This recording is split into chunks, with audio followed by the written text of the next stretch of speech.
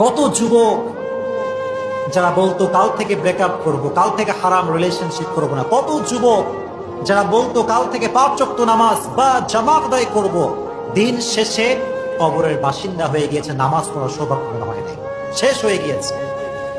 কত মেয়ে আছে যারা বলতো কাল থেকে ইনশাআল্লাহ পর্দা করব, কাল থেকে ইনশাআল্লাহ বোরকা পরে বের হব, দিন শেষে সব মাটির তল ঢুকে গিয়েছে, পর্দা করার সুযোগ হয় নাই, মৃত্যু চলে আসছে। हुए नामवर बेनिशा कैसे कैसे, जमीन खा गई नौजुआ कैसे कैसे, जगह जी लगाने की दुनिया नहीं है, ये इबरत की जा है तमाशा नहीं है।